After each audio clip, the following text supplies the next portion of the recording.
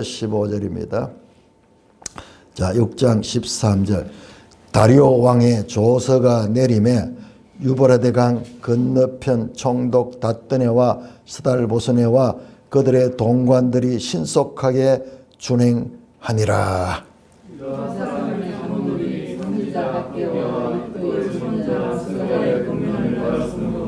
성전 건축하는 일이 형통하니라.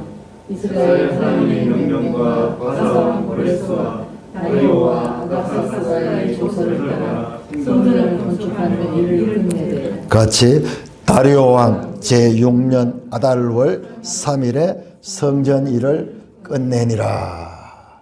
이렇게 성전이 이제 새로 지어졌습니다. 그러니까 에스라서는 지금 먼저 여러분 역대기에서 성전이 다 무너졌잖아요. 그로부터 586년에 무너졌으니까는 이게 516년에 다시 세워졌거든요. 그러니까는 한 70년 후에 그 솔로몬 때 지은 성전이 다 파괴된 것을 그 자리에 다시 성전을 세웠다. 누가? 포로에서 돌아온 자들에 의하여.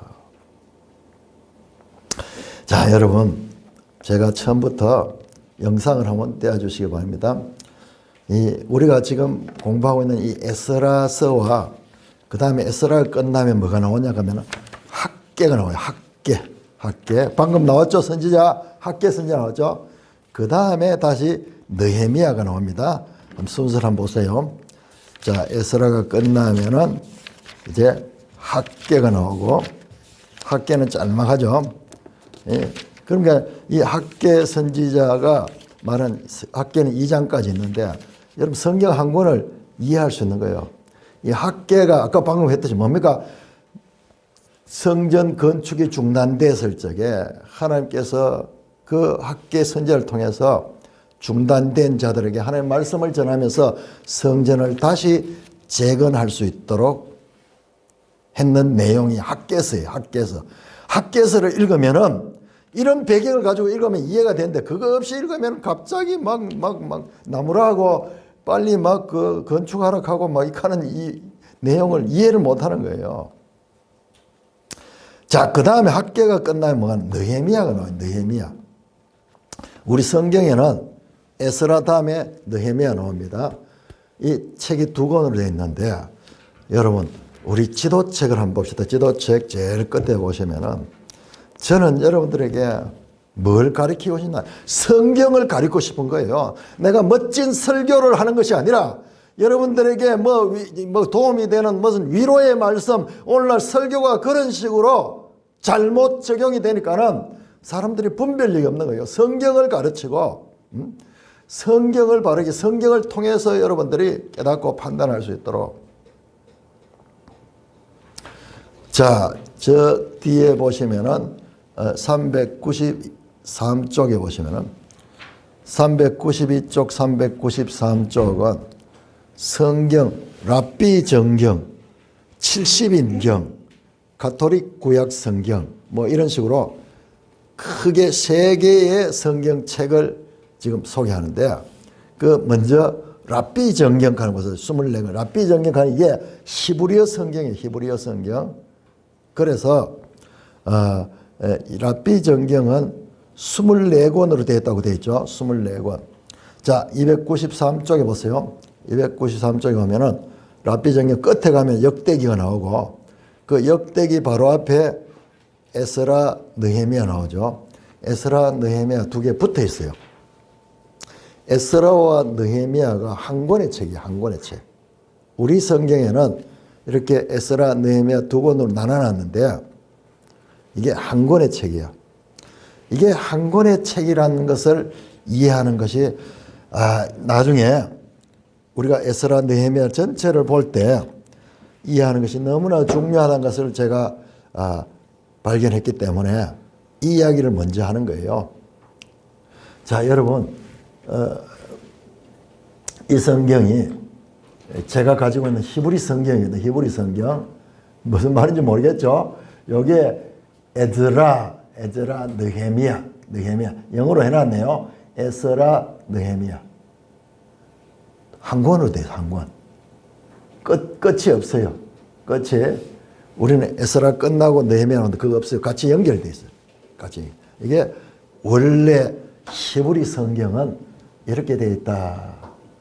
보통 사람은 별 필요 없어요. 이거 뭐 한 권이든 두 권이 필요 없는데 이 에스라서를 제대로 이해하려고 그러면요. 이거 이해 못하면은 이거를 알지 못하면은 큰 혼란에 빠지게 돼요. 그거는 지금 제가 말씀드리지 않겠습니다. 이거 말씀드리면은 오늘 설교 이거 하나만 해도 시간이 다 갑니다. 잠깐 기억해 두세요. 그런데 1500년경 이후부터 이렇게 분리해서 보기 시작했어. 고대는 이 두 권이 한 권의 책이었다. 한 권의 책이었다. 70인경도 보기 그렇더라고요. 그 두 번째 나오는 책이 70인경이잖아요. 392쪽에 보세요. 70인경은 뭡니까? 히브리어 성경을 처음 헬라어로 번역했던 것이 70인경입니다. 70인경. 거기도 보시면은 292쪽에 70인경 중간에 보니까는 에스라, 느헤미야 요 한 권 하나로 이렇게 연결해 놨죠. 연결해 놨다. 자, 에스라, 느헤미야서는 원래 한 권의 책이다. 그래서 그렇게 보면은 전체를 제대로 이해할 수가 있습니다. 한 권의 책임을 알 수 있는 증거 본문들이 많이 있어요. 그런데 지금 그거는 손대지 않겠습니다. 잠깐 이걸 기억하세요. 한 권의 책이었다. 여러분 뿐만 아니라 에스라, 느헤미야는 구약 시대의 마지막 책, 구약 역사서의 마지막입니다. 마지막입니다. 그래서 우리 성경에도 역사서의 마지막이 역대하, 그 다음에 에스라, 느헤미야, 그 다음에 뭡니까? 에스더가 나오죠. 에스더는 이스라엘 역사가 아니고 페르시아에 잡혀갔던, 그리고 바벨론 포로로 잡혀갔던 사람들이 나중에 페르시아가 바벨론을 다시 점령해가지고 이제 페르시아 지배하게 놓였는 거예요. 그 사람들이 페르시아에서 일어났던 이야기를 적은 것이 에스더예요. 에스더. 그러니까 에스더는 이스라엘 역사지만은 이스라엘 땅에서 역사가 아니고 저 페르시아에서 일어났던 일입니다. 그래 치면은 이제 에스라, 느헤미야가 구약 역사의 마지막 책이다. 마지막 책이다. 신약까지 이제 고려하면은 더 연결이 되지만은 구약으로 봤을 적에는 이스라엘 역사의 마지막 기록된 책이 에스라, 느헤미야다. 그래서 성경 할 때 여러분 창출, 민수, 사삼, 왕 하고 그 다음에 어떻게 합니까? 데라너 가죠. 역대기, 그다음에 에스라, 느헤미야. 역사서 그렇게 창출, 레민신, 창출, 민수, 사삼, 왕. 그 다음에 데라너, 역대하, 에스라, 느헤미야. 여러분 어성경을 제대로 공부를 하셔야 돼요. 성경을 이해하는데 너무나 자랑스러운 책이에요. 우리나라에서 쉽게 어떻게 하든지 성경을, 그래서 제목이 성경이 읽어지네요. 여러분 성경을 들고 다니도 무슨 내용인지 순서가 어떻게 되는지 평생 다니도 모르는 거예요. 그냥 성경책이지 내용을 모르는 거예요. 그것을 우리가 이해하기 쉽도록 그렇게 만드는 것이 어성경이에요. 그 공부를 그렇게 하면 성경이 보이기 시작해요. 그래서 마지막 책이 에스라, 느헤미야. 이 두 권이 한 권의 책이라 그러면은 그야말로 에스라가 마지막 책입니다. 자, 우리가 지난 주간에 읽었던 내용이 6장까지 읽었습니다. 6장까지. 그리고 오늘 거자가 7장이네요. 6장까지는 에스라하고 관계없는 시대예요.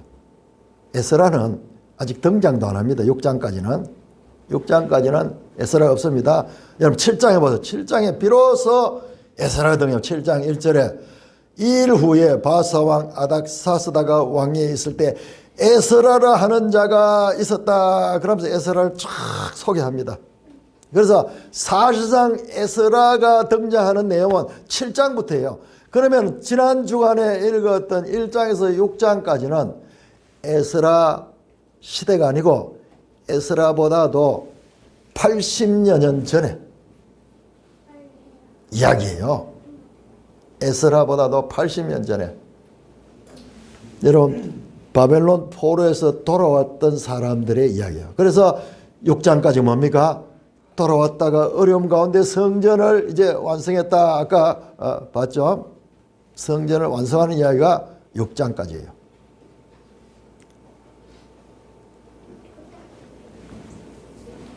그 다음에 이제 7장부터는 이제 에스라가 등장합니다. 그러니까 이 에스라와 6장까지는 길게는 시간 간격이 약 80년간의 간격입니다. 여러분 80년이면 얼마나 긴 세월입니까?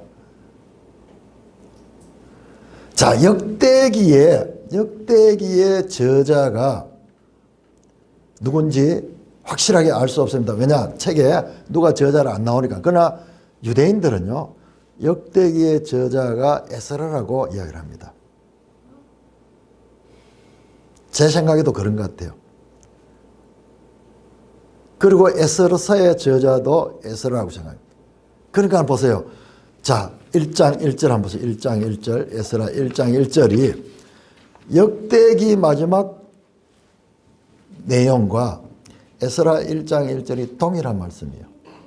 바사왕 고레스 원년에 여호와께서 에레미야 입을 통하여 하신 말씀을 이루게 하시려고 바사왕 고레스의 마음을 감동시켰다. 그러면서 시작이 되는 게, 여러분 역대기 끝이 이렇게 끝났잖아요. 그래서 내용상으로 봐도 서로 연결이 됩니다. 여러분 역대기를 생각하면서 에스라를 봐야 돼요. 바벨론 역대기 36장에 어떻게 됩니까? 바벨론 느부갓네살이 군대를 끌고 와가지고 시드기야가 통치하던 그 마지막 바벨론을 예루살렘을 완전히 멸망시켜 버립니다.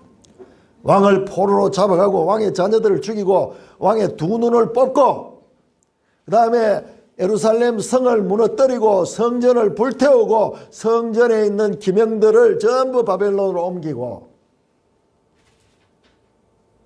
완전히 이제 이스라엘의 역사, 북이스라엘은 이미 백수십 년 전에 멸망했고 유일하게 남아있던 유다와 베냐민 지파로 이루어진 남유다조차도 바벨론에서 완전히 황폐화되고 멸망했습니다.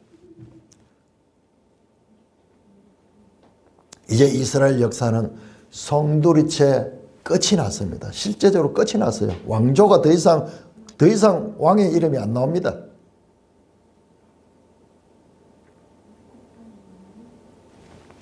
자, 그런 관점에서 1장으로 다시 돌아갑니다. 1장 1절 우리 한 목소리로 그런 배경을 생각하면서 읽으면 무게가 달라요. 완전히 망했어요. 시간도 70년이 지났어요. 그러니까 이제 포로 잡혀갔던 사람은 거기서 죽고 자녀들은 거기서 태어나고 그렇기 때문에 이제 돌아와도 민족적 정체성은 하나도 없는 거예요. 완전히 이제 끝나버린 거예요. 1장 1절입니다. 시작. 바사왕 고레스 원년에 여호와께서 에레미야 입을 통하여 하신 말씀을 이루게 하시려고 바사왕 고레스의 마음을 감동시키시며 그가 온 나라에 공포도 하고 조서를 내었다. 하나님께서 이방왕 고레스의 마음을 감동시켜가지고 포로로 잡혀가서 이제 이스라엘 역사는 끝이 났는가 싶었는데 이방 왕이 그 이스라엘 백성들이 돌아가서 성전을 건축할 수 있도록 그렇게 조서를 내렸습니다. 이게 유명한 고레스 칙령입니다. 여러분 5절도 보세요. 5절. 자, 왕이 그냥 감동이 돼가 그것만 했다고 되는 게 아니라 백성들이 이제 그 말씀 명령을 따라가지고 움직여야 되는데, 여러분 한번 생각해 보세요. 백성들이 여기서 태어나서, 그리고 여기에서 공부하고 여기에서 사업도 하고 여기서 농사도 짓고 모든 터전이 이제는 바벨론에 있는 거예요. 그런데 지금 돌아가면은 그 예루살렘은 완전히 황폐된 곳이, 여기 가면 새로운 걸 다 해야 돼요. 그리고 이 사람들은 거기에 태어난 그 땅은 전혀 몰라. 아버지의 고향이지, 할아버지의 고향이지, 자신들하고는 아무 관계 없는 거예요. 그런데 그들이 어떻게 돌아왔는가? 5절 보니까는, 5절 같이 읽습니다. 시작. 이에 유다와 베냐민 족장들과 제사장들과 레위 사람들과 그 마음이 하나님께 감동을 받고 올라가서 예루살렘 여호와의 성전을 건축하는 자가 다 일어났다. 자, 1절에도 고레스 왕의 마음도 감동이 됐고, 그 다음에 이번에는 이 포로들의 자손들도 감동을 받은 자가 일어났다. 다음 영상을 한번 떼어주시기 바랍니다. 감동을 받고 일어났다. 자, 요 감동받다 하는 단어가요.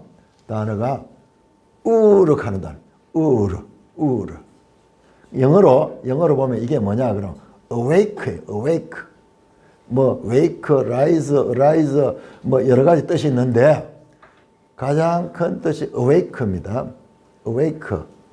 여기도 awake, awaken, awake. 가장 큰 뜻이 awake는 뭐냐? 자다가 깨는 자잖아요. 자다가 깨는 거잖아요. 잠들어 있던 그래서 이제 다 포기하고 나라가 망했으니까는 다시는 이제 희망이 없고 이제 하나님에 대한 믿음도 없고 다 잠들어 있는 거예요. 잠들어 있는. 이 잠들어 있던 사람들을 하나님이 감동했다. 잠드는 사람 깨워가지고 그들이 돌아와서 예루살렘 땅에 성전을 건축하도록 하나님께서 하셨다는 말씀입니다. 여러분, 사람들은요, 나라가 완전히 망했으니까 끝났잖아요. 그래서 다 포기하고 있었는데, 여러분 지난번에 제가 설교할 때 시편 89편 봤잖아요. 나라를 망했는데 그러면 하나님이 약속하신 다윗 언약은 어떻게 됐습니까? 영원히 그 왕위를 주신다고 그랬는데 왕위는커녕 나라가 다 망했는데, 그래서 그 백성들이 시편을 통해서 탄식하며 하나님께 울부짖는 그와 같은 질문을 할 적에 우리는 하나님이 외면하고 있다고 생각하는데, 그런데 하나님께서 그 말씀을 다 듣고 있는 거예요. 포로로 잡혀 있는 이 기간도 하나님의 뜻인 거예요. 그래서 고레스를 깨우고, 그 다음에 그 사로잡혔던 자들의 자손들을 깨워가지고 하나님이 일을 시작하셨다. 사람이 한 거 아닙니다. 사람은 도구예요. 그들을 잠자는 자를 깨웠다. 여러분, 역사를 모르면요, 이게 뭐 대단한 일인가 싶지만요, 여러분 역사를 알면은요, 성경이 뭐 이런 내용을 담고 있다고 깜짝 놀라요. 왜? 여러분 역사상 고레스라는 인물은요, 그냥 왕들이 아니고 인류 역사상 가장 위대한 왕 베스트 5를 꼽으면 제일 먼저 손꼽히는 왕이 고레스예요. 고레스. 자, 우리 지도책 보겠습니다. 지도책 228쪽입니다. 자, 이 페르시아 가는 날이 오늘날 이란의 그 뿌리가 이 페르시아예요. 오늘날 별 볼 일 없는, 오늘날 지금 완전히 그 북한하고 같이 동맹을 맺어가지고 이래가지고 오늘날 뭐 거의 이제 망하는 그런 나라인데, 과거에요. 과거에 페르시아 세계 최고 강대국이었어요. 최고 강대국이었습니다. 페르시아 시대 어마어마합니다. 페르시아가. 자, 그 가운데서 231쪽 보세요. 페르시아 가운데도 고레스, 사이러스 또는 큐로스 그렇게 부르는데, 이 고레스는 대왕이라 그래요. 여러분 알렉산더 대왕 그러잖아요. 알렉산더 대왕, 고레스 대왕. 여러분 그 알렉산더는 고레스보다도 한 200년 후의 인물이거든요. 그 알렉산더가 제가 이 연구를 하다 보니까는 알렉산더 대왕이 가장 흠모하고 자기의 삶의 하나의 이 롤 모델로 삼았던 자가 바로 고레스 대왕이에요. 고레스 대왕. 그래서 정책이라든지 이런 걸 보면요, 고레스 정책을 그대로 따라했는 것이 알렉산더 대왕의 정책이에요. 자, 설정 한번 봅시다. 231쪽. 야, 여러분 이거 많이 본 적 있죠? 교과서 같은 데 역사책에 많이 나오거든요. 소위 고레스 실린더라고 하거든요. 원통, 진흙이에요. 진흙. 원통형으로 된 진흙에다가 거기다 글을 싣는 거야. 옛날에 종이나 이런 게 없을 적에 이런 그 토판에다가 글을 썼거든요. 그런 거예요. 그래서 글을 썼는데 그 내용이 뭐냐? 그 내용이 우리가 읽었던 이 에스라 1장 2절 3절 하는 고레스가 말하노니 이 이스라엘 백성들은 돌아가서 이 성전을 건축하라 하는 그 내용이 기록된 역사적인 이와 같은 증거 문서입니다. 문서. 거기 나오죠. 유명한 고레스 칙령 역대하 36장 23절 에스라 1장 2장에 세워진 1장 2절 3절에 세워진 고레스의 원통. 이 고레스 원통은 1879년 이라크 니느웨에서 발견됐다. 니느웨 하는 게 이게 성경에 나온 니느웨예요. 1879년에 이 고적 조사하는 사람들이 이 왕궁에 그것을 찾다. 이 유적지를 발견하다 보니 이런 게 나왔는데 이걸 해독해 보니까는 이게 바로 에스라서에 나오는 그 내용이 기록되어 있는 거예요. 여러분 성경의 내용이 이런 거예요. 역사적인 증거 본문. 여러분 이게 1879년에 발견돼서는 그 이전까지는 몰랐잖아요. 뭐 성경에 나오는 이야기가 그냥 뭐 꾸며낸 이야기일 수도 있고 이렇게 생각했을 텐데 이게 발견돼가지고 이걸 해독해 보니까 이게 고레스 칙령이에요. 그 유대인들을 본토로 돌아가게 하는 그 내용이 기록이 되어 있었던 거예요. 여러분 고레스는요 이사야 44장 45장에 따로 나옵니다. 클 정도로 유명한 왕이고, 여러분 그 밑에 보시면 중간쯤 보세요. 중간쯤 보시면 고레스의 군사적 위협은 전설적이지만 고레스는 평화정책으로 더 유명하다. 여러분 앞선 아수르라든지 바벨론은요 식민지들을 막 압박하고 폭력적으로 했거든요. 그런데 고레스는 그렇지 않아요. 평화정책을 했다. 그러니까는 식민지였던 유대인들을 평화하게 돌아가서 자기 나라에 돌아가서 그렇게 살 수 있도록 그 자기 신들의 신전을 복구할 수 있도록 이런 정책을 해서 그러면서도 그들이 세금을 거두고 이런 식으로 해서 제국을 유지하는. 여러분 윽박 지르고 압박하고 이래 봤자 나중에 이것도 반발하거든요. 평화정책으로 유명한 BC 39년의 고레스 칙령으로 바벨론에 끌려온 포로들은 해방을 맛보았다.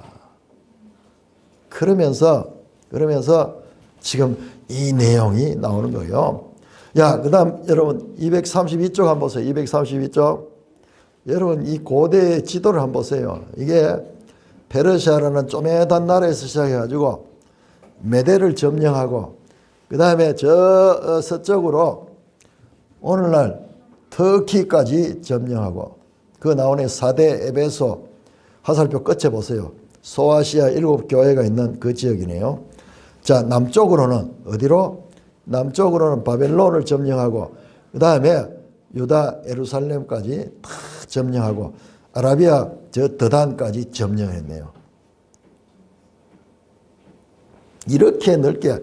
그 다음에 그들이 어디로 갔는지 아십니까? 여기서 건너가지고 마게도냐로 건너. 마게도냐가 유럽이거든요. 여기에서 건너가서 이 마게도냐에 나중에 한 200년 후에 알렉산더와 이 페르시아 왕이 하는 전쟁이, 여러분 그 유명한 영화 300이라는 영화의 그 내용이고요. 이런 강대국의 왕이, 여러분 고레스 그냥 인물 아닙니다. 그 세계의 역사를 가장 힘있는 오늘날 트럼프 같은 힘을 가진 그 왕의 마음을 감동해서 하나님께서 하나님의 일을 행하셨다는 것입니다. 여러분 더 이상 있잖아요, 그죠? 역대기는 전부 왕들 이야기를 했잖아요. 그런데 이제 유다 왕들의 이야기는 안 나와. 유다 왕은 없어. 마지막 시드기야 왕으로 끝이 나버렸어. 더 이상 유다의 왕이 없습니다. 그런데 하나님은 이제는 어떤 왕들을 사용하냐? 이방의 세계 최고의 권력자인 이 고레스를 사용하고, 그 다음에 고레스, 다리오, 그 다음에 뒤에는 아하수에로, 아닥사스다, 전부 페르시아 왕들이에요. 이 왕들을 통해서 하나님이 일하십니다. 끝나는 줄 알았더니 하나님이 더 크게 일하고 계신다는 말씀입니다. 여러분 우리가 이 본문을 읽기 전에요, 이 포로들에서 돌아온 사람들의 그 상황이 어떠했는가를 상상을 해야 돼요. 그냥 포로에서 돌아왔다 실감이 안 나요. 말씀드렸죠? 포로된 자들의 자손들이죠. 조상들 그 아버지 할아버지들은 포로에서 죽었어요. 그 다음에 그 손자, 그 뭐 큰 아들, 그 다음에 손자, 정손자들이 돌아왔는 거예요. 말씀드렸듯이 이 사람들은 한 번도, 아버지의 고향이지만 그들은 한 번도 가본 적도 없고 생소한 곳이고, 그것은 이미 다 황폐화된 곳입니다. 우리로 생각하면요, 재미동포, 미국에 갖는 그 동포들 3세 4세예요. 3세 4세는 생기기는 우리하고 똑같이 생긴데 사고방식이나 언어는 완전히 미국식이야. 한국은 너무너무 그들에게 불편해요. 사고방식이고 교육이고 뭐 모든 게 미국 그 자체예요. 그런 사람들이 돌아왔다. 돌아올 수 있겠습니까?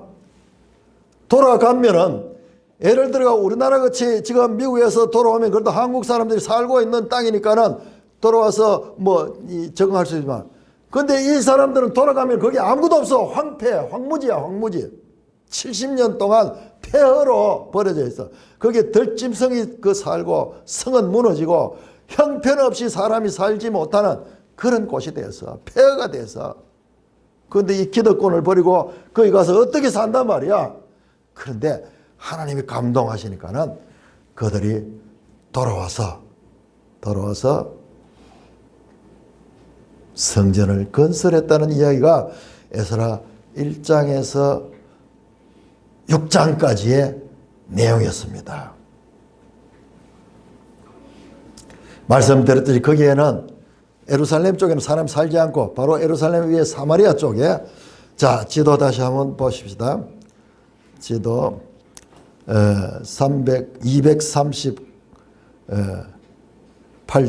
238쪽.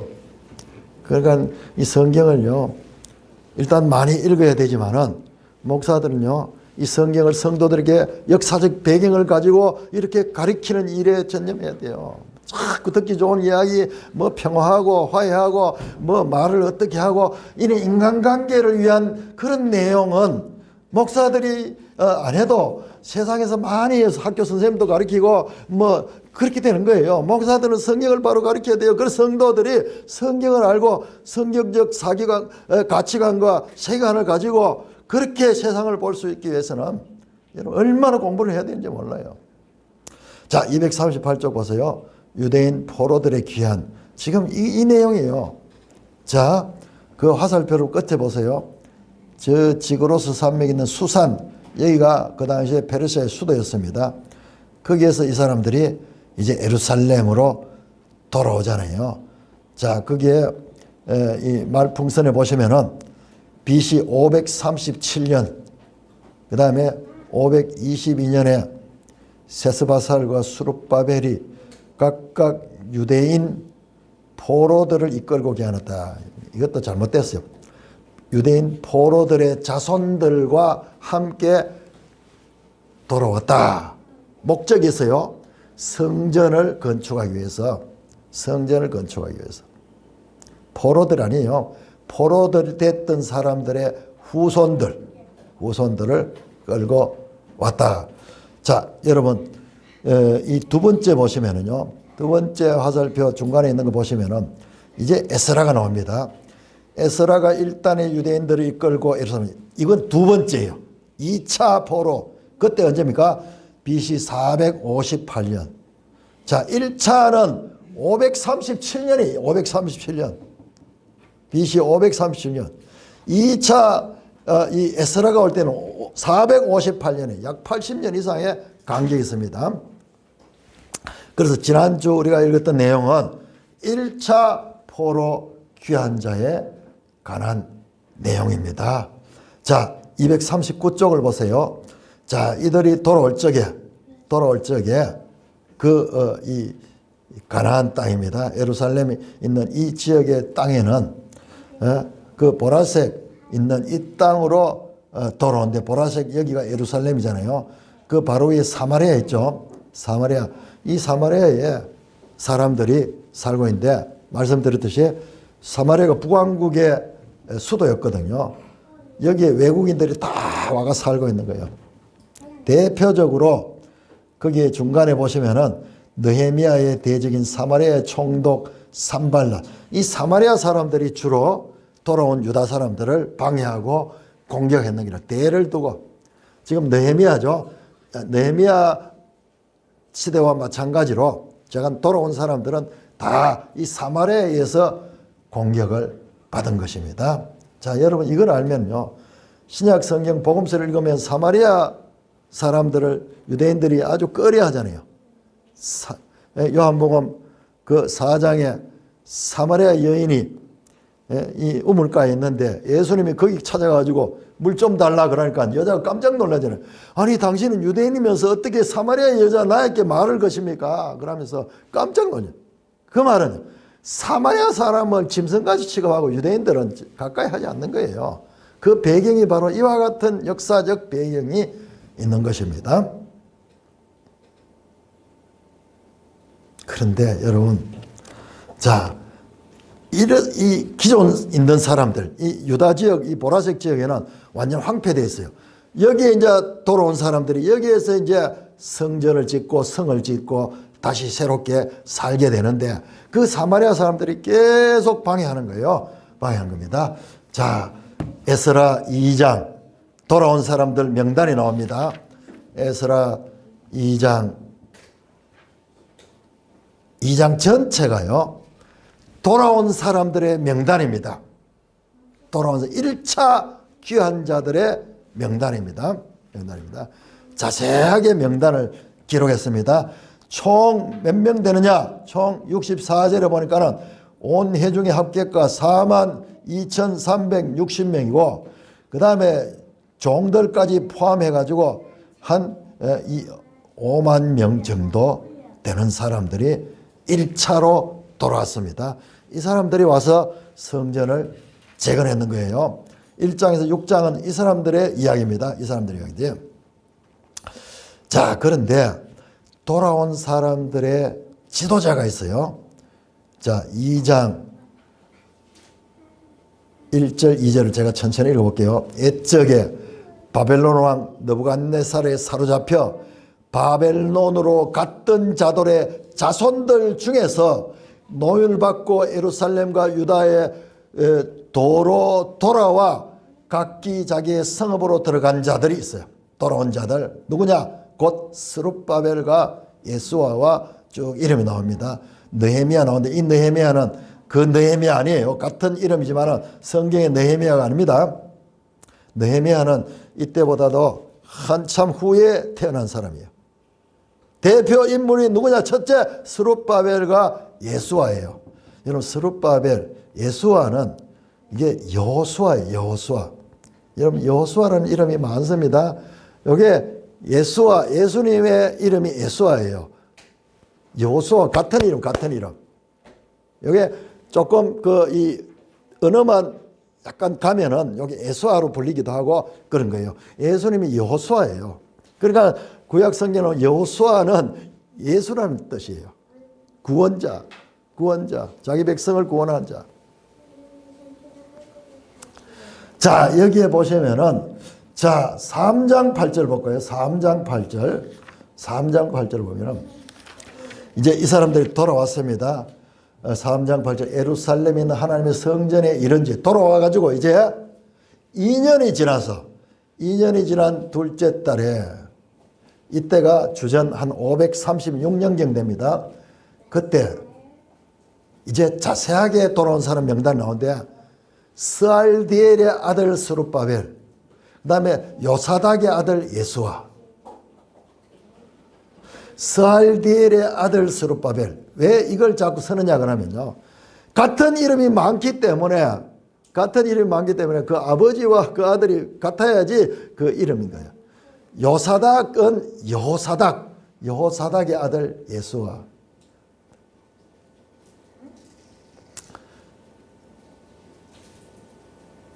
자, 4장 3절 한번 볼까요? 4장 3절. 4장 3절. 4장 3절. 자, 아까 방해하려고 했던 사람들이 찾아오는데 대표를 찾으면 그 대표가 누구냐? 4장 3절. 스룹바벨과 예수아와 기타 이스라엘 족장들이 말했다. 대표적인 인물이, 포로에서 돌아온 대표적인 인물이 스룹바벨이에요. 스룹바벨. 영상 한번 떼어주시기 바랍니다. 영상 한번 떼어주십니다. 스룹바벨. 참, 우리말로 내가 자꾸 이렇게 원어를 하는 건, 이게 원어가 아니면요, 이해가 안 되는 거예요. 자, 스룹바벨, 우리말로는 스로 되어 있는데 사실은 저룹바벨, 저룹바벨, 저룹하는 게 이게 뭐냐 그러면은, 요게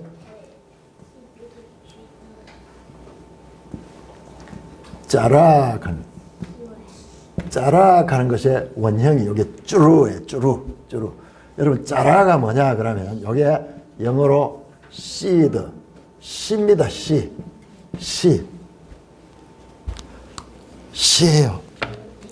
바벨의 씨 또는 바벨에서 출생했다, 이런 의미를 가지고 있습니다. 이 스룹바벨이 바벨론 포로에서 돌아온 자들의 지도자예요. 뒤에 보면요, 총독이라는 총독. 고레스가 스룹바벨을 총독으로 세워가지고 그 포로들을 돌려보냈다.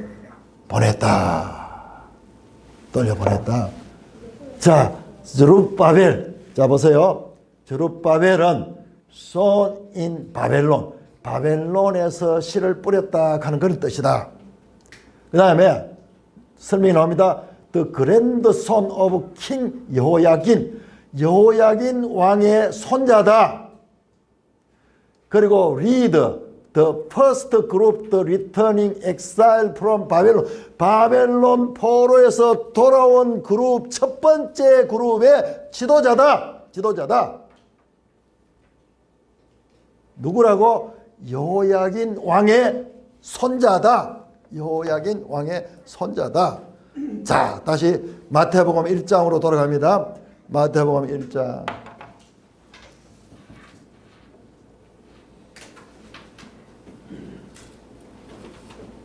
1장 12절 같이 읽습니다. 시작. 바벨론으로 사로잡혀간 후에 여고냐는 스알디엘을 낳고 스알디엘은 스룹바벨을 낳았다. 여러분, 여고냐가 노래하면 여호야긴이라고 그랬죠? 여호야긴 왕의 아들은 스알디엘, 손자는 스룹바벨이야. 스룹바벨. 여러분,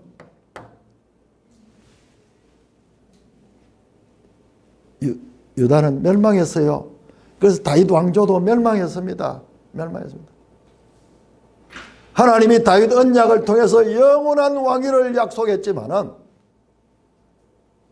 그 약속은 지켜지지 않았다고 생각했습니다.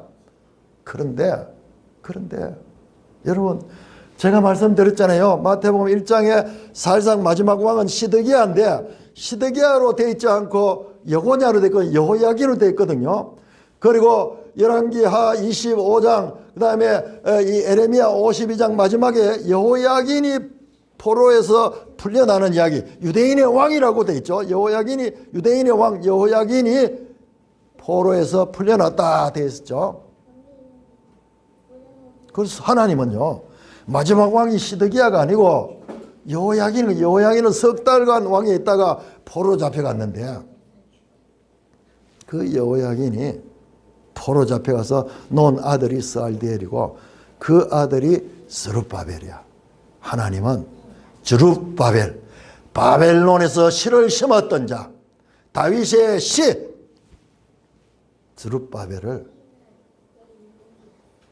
지도자로 세워가지고 돌아온 거예요. 돌아와서 그가 한 것이 바로 성전을 세운 겁니다. 그래서 그 성전을 스룹바벨 성전이라 그렇게 말씀하는 겁니다. 여러분, 다윗 언약을 기억하시죠? 다윗 언약은 뭡니까? 다윗의 씨, 다윗의 후손은 하나님의 성전을 짓고 하나님은 그 다윗의 후손의 왕위를 영원히 지켜주겠다는 약속이에요. 일자로 솔로몬, 다윗의 후손인 솔로몬이 솔로몬 성전을 지었습니다. 그래서 지금까지 왔는 거예요. 그런데 그 성전이 다 망했어요. 다 망해가지고 파괴됐어요. 그런데 하나님은 또 다른 다윗의 씨, 저 여호야긴, 마지막 왕 여호야긴의 아들을 통해 가지고 다시 성전을 재건하신 것입니다. 성전을 재건하신 거예요. 그 성전이 지금 에스라 1장에서 6장까지의 성전 재건이 그 이야기인 거예요. 아무도 몰라요, 우리가. 근데 이렇게 자세히 보면은 하나님께서 다윗에게 하신 그 다윗 언약을 지금 다윗의 시를 통해서 다시 이와 같이 성전을 짓게 하시고, 여러분, 그러나 이 스룹바벨 성전도 무너집니다. 자, 이 스룹바벨, 자, 이 에스라 이야기가 구약성경 마지막 이야기를 그랬죠. 이제 중간기에는 한 400년 동안 침묵합니다. 없습니다, 내용이. 그런데 신약에서 예수님이 등장합니다. 예수님이요, 성전을 짓는 자예요. 예수님 성전을 짓습니다. 요한복음 2장 19절에 헤롯 성전에서 예수님 말합니다. 이 성전을 헐라 내가 사흘 동안에 일으키리라. 그래서 예수님의 별명이요, 사흘 만에 성전을 짓는 자. 이 말이 얼마나 유명한 말이 되는지, 십자가에 달린 예수님을 조롱하면서 사흘 만에 성전을 짓는 자여, 네가 그 자리 십자가에서 뛰어내려봐. 그런 능력이 있으면서 네 자신 하나도 못 간수하면서 어떻게 그런 거짓말 하느냐, 허풍을 떨었냐. 좀 자세히 보세요. 그 마가복음이고 마태복음 나오죠. 사흘 만에 성전을 짓는 자. 여러분, 예수님이 지은 성전은 손으로 지은 사람의 성전 아니에요. 예수님이 지은 성전이 바로 교회입니다. 교회. 사도 바울은 이 고린도전서 3장 16절 너희는 하나님의 성전이요, 교회가 성전입니다. 우리 개개인의 성전입니다. 성령이 우리 가운데 내주하시는, 그러니까는 성전이에요. 예수님은 새로운 성전을 지으시고, 여러분, 그러면은 예수님이 왕입니까? 유대인의 왕이라고 그랬죠. 빌라도가 네가 유대인의 왕이냐? 그렇다. 그리고 죽은 예수님 십자가 위에다 유대인의 왕 나사렛 예수라고 되어 있죠. 그런데요, 재림하는 예수님은요, 유대인의 왕이 아니라 만왕의 왕입니다. 자, 한번 찾아봅니다. 계시록 17장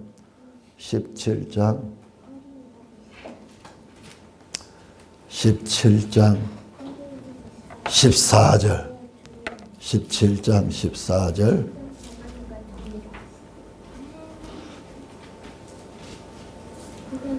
계시록 17장 14절 같이 읽습니다. 시작. 그들이 어린 양과 더불어 싸우리니와.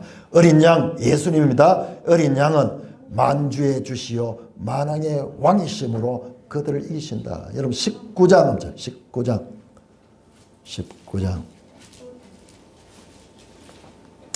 재림하는 예수님이 백마를 타고 있는 장면이 나오는데 거기에 이렇게 말씀합니다. 19장 16절 시작. 그 옷과 다리에 이름 쓴 것이 있으니 만왕의 왕이요 만주의 주라. 여러분 다윗 언약은 궁극적으로 예수님에 대해서 예수님께서 성취되는 거예요. 이런 죽어질 사람들이 아니라 그는 예수님이 다윗 계보에서 태어나셨잖아요. 그리고 진정한 영원한 왕위를 가진 분이 바로 예수 그리스도입니다. 예수님은 성전을 새로 지었어요. 성령이 오셔서 교회 가운데 우리 개인 가운데 성령이 내주함으로 우리가 믿는 거예요. 내가 믿는 거 아니에요. 믿음조차도 하나님의 은혜요. 하나님의 선물이다. 사랑하는 형제 자매 여러분,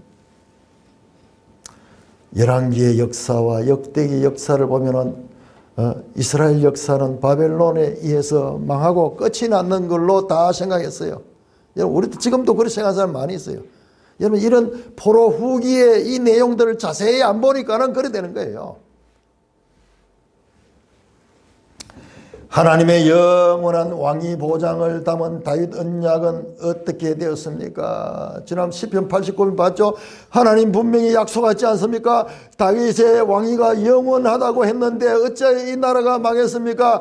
하나님 도대체 어떻게 됐습니까? 애통하며 절규하며 하나님께 질문하는 그 가운데도 하나님은 계속 하나님의 구원 역사를 이루어가고 계셨던 겁니다.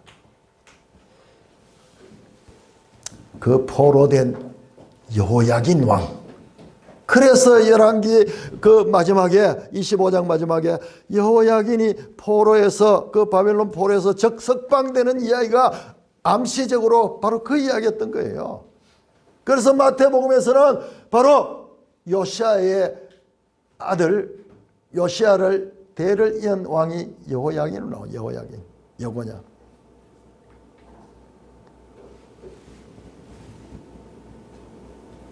포로기에 이제 끝났다고 생각. 하나님 그 포로 가운데서 여호야긴을 통해서 스알디엘을 낳고 스알디엘을 통해서 스룹바벨을 낳고 거기에서 이 스룹바벨이 율법을 배웠는지 거기에 대해서는 안 나와요. 그렇지만 스룹바벨이 와서 아까 봤잖아요.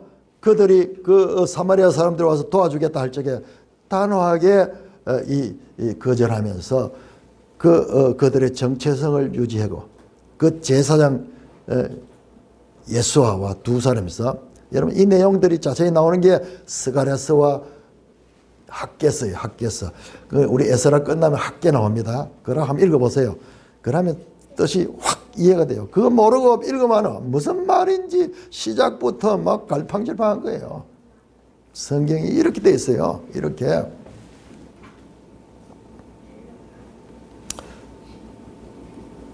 열왕기와 역대기를 통해서 이스라엘과 유다 왕들의 이야기만 봤는데 여러분 이제 왕들의 이야기가 안 나오는가 싶은데 하나님은 고레스, 다리오, 아수에로, 느부갓네살, 애굽의 너고 세계 제국의 강대국의 왕들을 통하여서 일하고 계시는 것을 볼 수가 있습니다.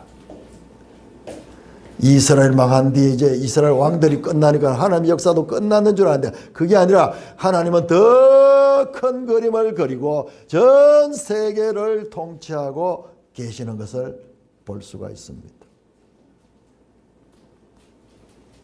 우리는 성경을 자세히 봄으로써 여러분들이 그래서 우리가 매일 성경을 계속 읽어야 돼요. 여러분들이 이걸 삶의 우선순위로 최소한 하루에 30분은 성경 읽기에 할애를 해야 돼요. 줄을 끄면서 자꾸 읽지 아니하면은 이 노력 없이는 아무리 목사 설교를 들어도 그것이 자기의 것이 되지 못해요.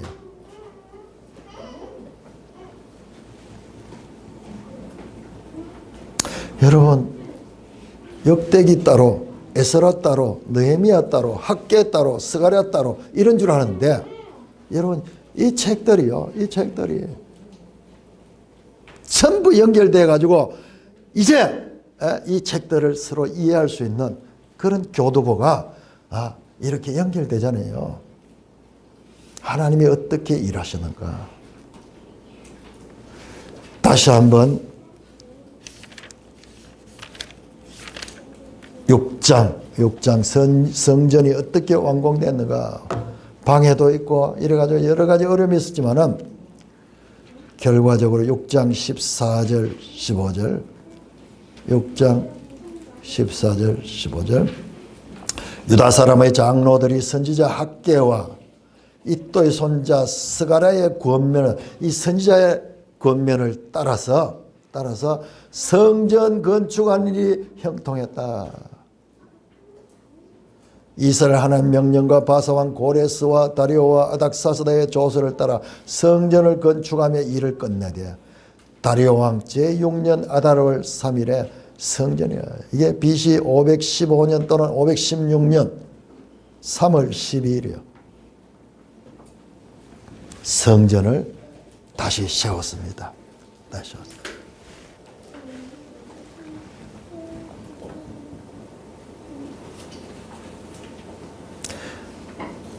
여기에 선지자 학개, 그래서 성경에 이 학개가 이 성전 건축을 독려하는 내용이 나옵니다. 너희들이 어찌하여 너희들 집들은 잘 짓고 하나님의 성전 건축하는 것은 멈추고 아주 아무도 생각하지 않느냐. 한번 멈춰지니까는 이제 동력을 잃어버린지 전부 다 포기하고 있습니다. 그때 하나님께서 학개 선지자, 스가랴 선지자 거의 동시에 보냅니다. 동시에 보내가지고 깨우쳐가지고 성전을 짓게 했다는 내용이 나옵니다.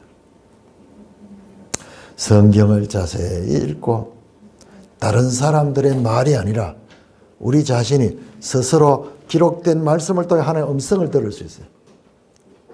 오직 말씀으로라는 종교개혁자들의 이 선포가 우리 개인들의 말씀에 기초한 믿음에도 이어지기를 주님의 이름으로 축원합니다.